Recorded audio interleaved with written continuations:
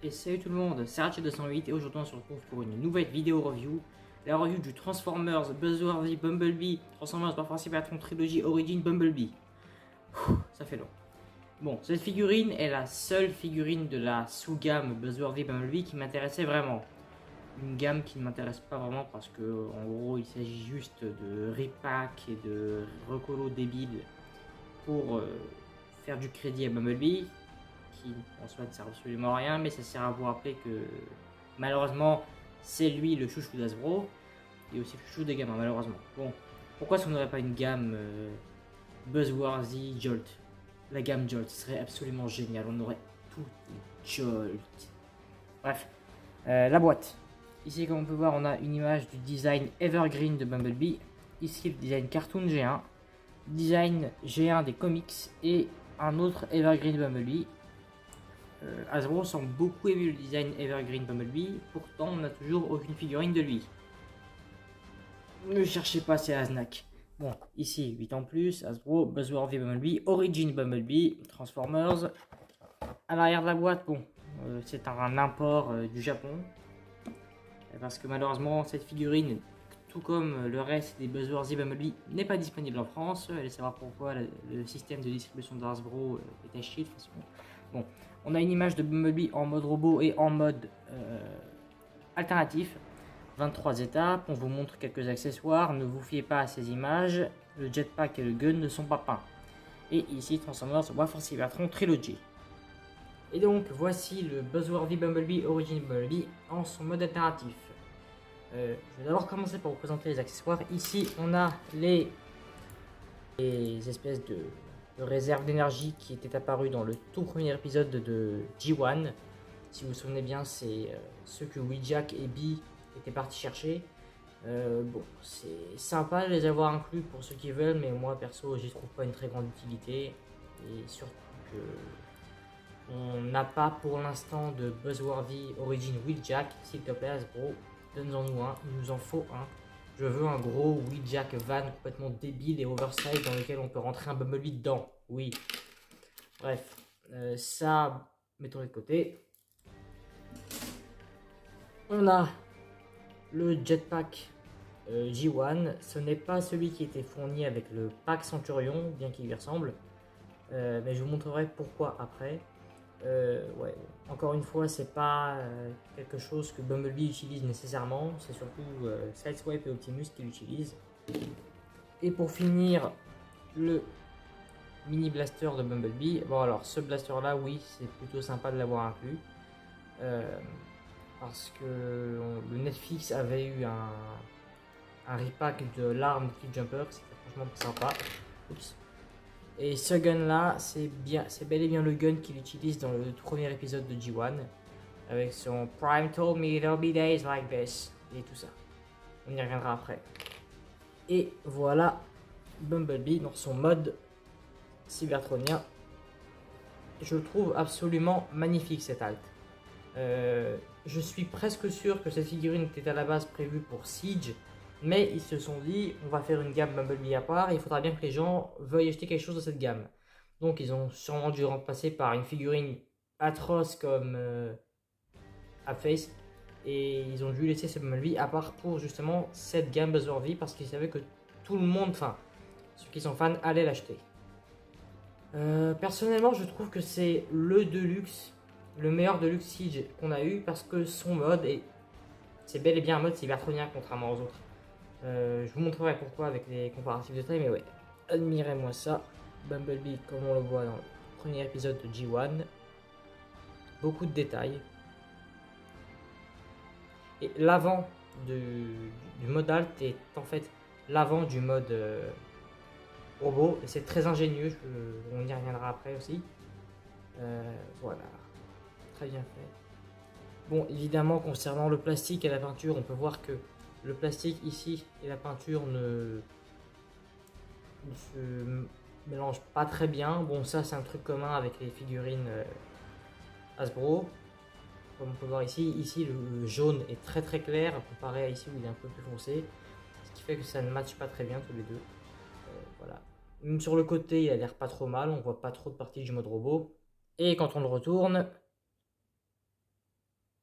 Le GNI. Bref, maintenant, passons aux comparaisons. Pour commencer, je vais prendre le Siege Deluxe Sideswipe. Et bon, on va pas se le cacher, ça ressemble plus à une Lamborghini qu'un mode cybertronien, quoi. Donc, oui, en termes de mode alt, c'est le B qui l'emporte. Quoi d'autre,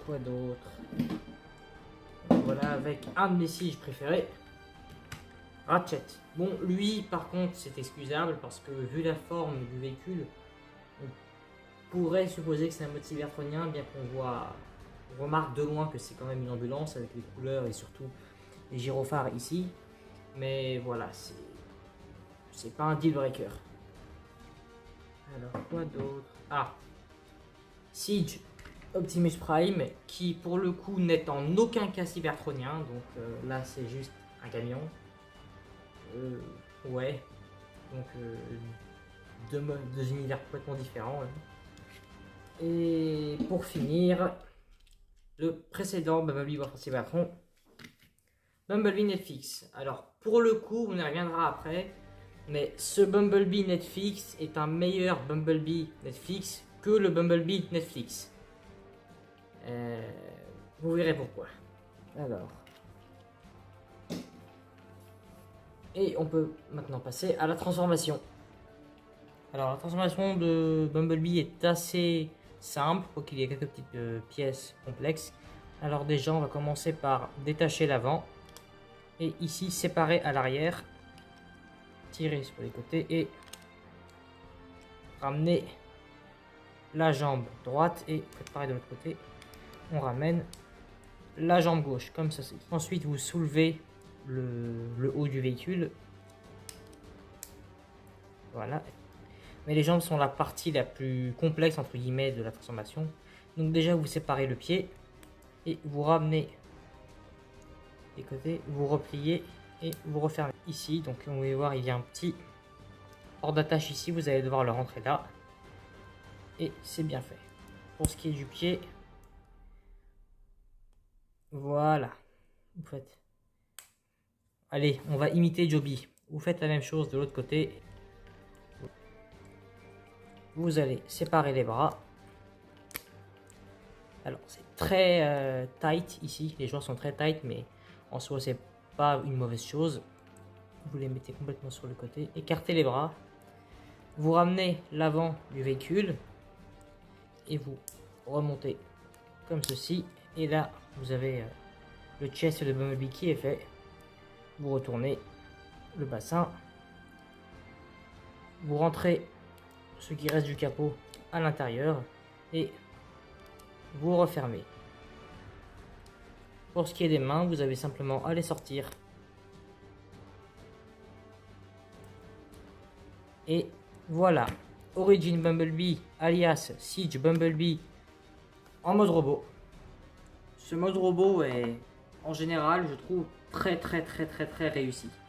Il faut savoir que dans le dessin animé de base, Bumblebee sur Cybertron avait un mode robot avec des parties de coccinelle. Mais quand il se transformait, il devenait complètement autre chose. Sûrement une erreur d'animation ou simplement les animateurs étaient des flemmards et ne voulaient pas prendre le temps de faire un vrai design cybertronien. Mais pour Bumblebee, on a dû attendre quand même plus de 35 ans, quasiment. Et je ne suis pas déçu. Franchement, la figurine en général, je la trouve excellente. Je la trouve même meilleure que le Netflix. Donc, la magnifique tête. La tête du Gni. Regardez-moi ça. Regardez-moi ce sourire là, ce sourire de Gni. Le torse aussi, très bien fait. Plus accurate que celui du Netflix. Les bras aussi, beaucoup de détails que je trouve aussi très bien fait. Les jambes aussi sont excellentes. Ça c'est l'un des défauts de la figurine justement. Les creux derrière les bras sont assez moches. Mais bon, avec Hasbro, j'y suis habitué peut-être d'avoir des creux un peu partout. Pour ce qui est des articulations, la tête est sur un ball joint, donc il peut faire, oui, il peut regarder en haut, là, en bas, pas trop. Rotation à 360 degrés, mais c'est très dur, je ne vais pas le faire, je n'ai pas envie de casser cette beauté.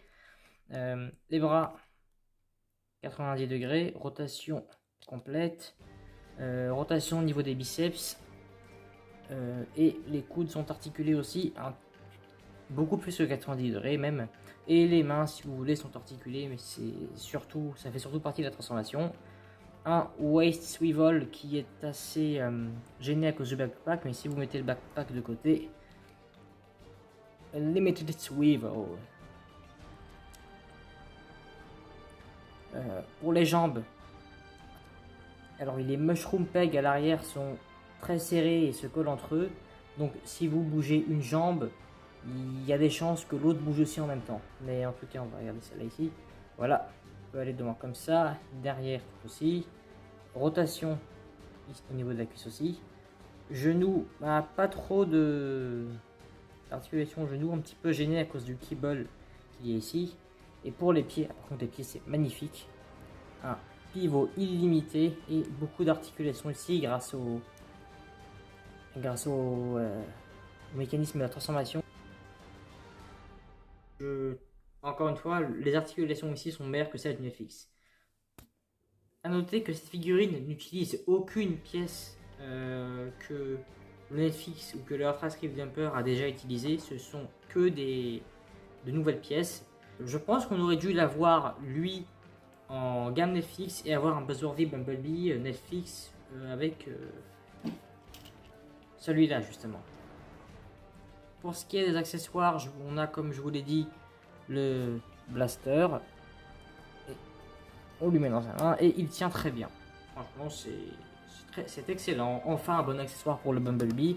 Et ça vous force pas à acheter un pack Centurion quasiment introuvable, exclusif à Hasbro Pulse, pour vous procurer une arme pour Bumblebee.